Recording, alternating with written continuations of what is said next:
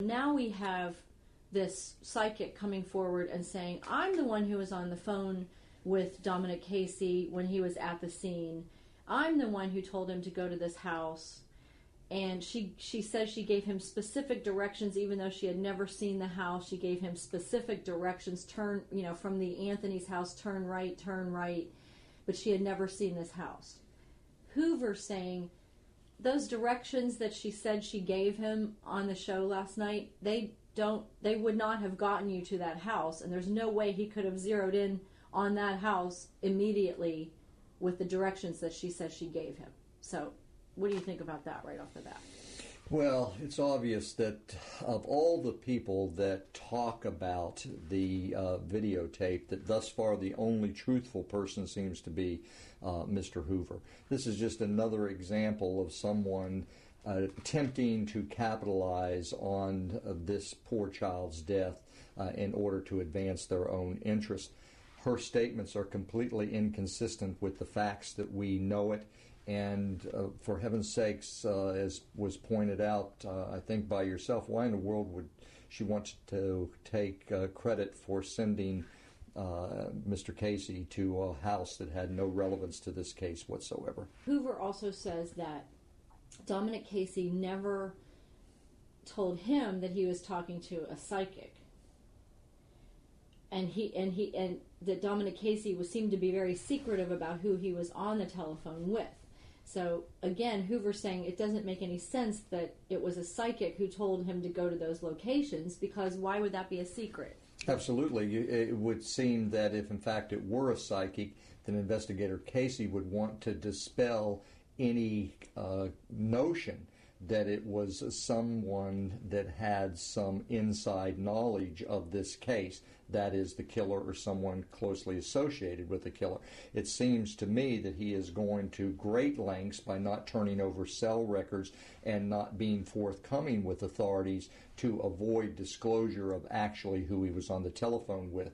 What a great remedy right from Jump Street to have said, yeah, I was on the phone with this psychic and she led me through these various locations. Do you think it's telling, though, that as Mr. Hoover points out, that Dominic Casey never said anything to him that day, like, oh yeah, the psychic told us, like, what would be the big deal if that were true, of telling Hoover, this is where I'm getting this information? He said, but he seemed so secretive about who he was on the phone with. It to Hoover, it makes no sense that it was a psychic, because why would he try to keep that a secret? Absolutely, and the law would call that a spontaneous statement.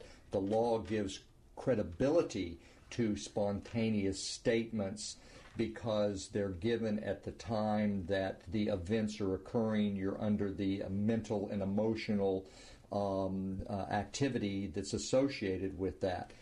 What is less reliable is when, after the fact, you have time to reflect and then you come and make some statement. The law places less credibility on those types of statements. So Mr. Hoover recalls Investigator Casey making many statements to him, including we found the body, or we found Casey, she's not alive, we're going to go retrieve the body. But there wasn't any type of a statement, spontaneous or otherwise, at that time that identifies that caller, and there was a reason for that.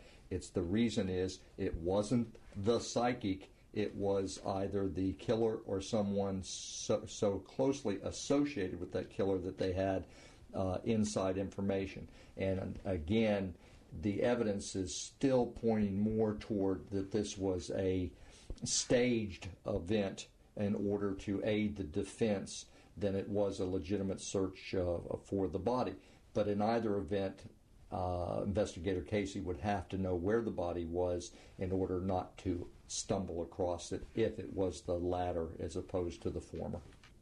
If Mr. Casey tells me that he was on the phone with his ill daughter at 9:15 when that tape is date and time stamped, and now he's saying that he was on the phone with a psychic, how do the phone records come into play? And what if he had some prepaid cell phones that he was using, some cash prepaid cell phones? Well, therein lies the problem with this, the cell phone records, quite honestly, because now we know he, Investigator Casey, was operating off more than one cell phone. So if in fact you want to avoid disclosing actually who you were talking with, even Investigator Casey could figure out, don't make the telephone call from my phone number that's registered to me. Let me use a throwaway cell phone or a prepaid cell phone. So the records of his cell phone, I don't know whether they're going to be as reliable as the records of any other cell phones that he has, if in fact he'll ever admit that he had other cell phones, and if he will admit that he was talking from not his main cell phone but another cell phone at the time we see him at the scene of the crime. Even if he did have prepaid cell phones, cash prepaid cell phones where you may never find the records, could he still get jammed up by saying he was talking to his daughter or the psychic at 9:15 in the morning if his legitimate cell phone does not show that, and then it has to be another phone, and then if he doesn't produce those records? I mean, could you explain how even if he did have prepaid cell phones, he could be... Well, absolutely, because unless the records show that he was on the phone, A, with his sick daughter, or B, with the psychic at or about the time that we see the date and time on the video, then obviously he's not telling the truth. And so then that would lead one to conclude that, well, if you're not telling the truth about this, then who were you on the cell phone with, and what cell phone were you using at the time? The fact that this psychic, we got a call as soon as a viewer saw it on Nancy Grace last night that this psychic was making claims about the phone and there were inconsistencies in her story. We got a call from someone from Virginia whose niece was murdered, and it was sort of a tragic, horrific thing, and this woman had actually found the body with her sister, the victim's mother.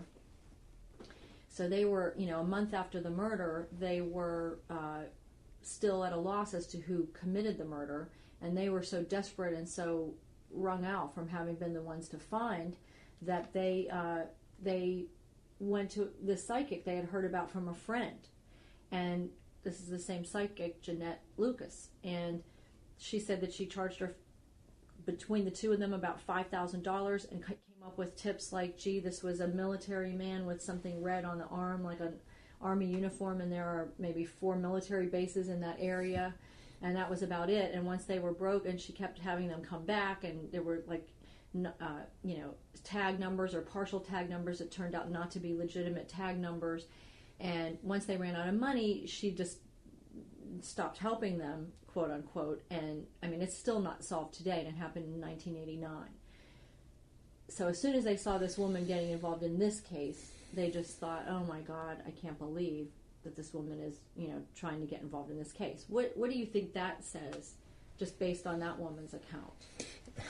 This case has grown into a cottage industry for exploiters, opportunists, and scammers, and they seem to be crawling out of the woodwork, and this is just another example of that.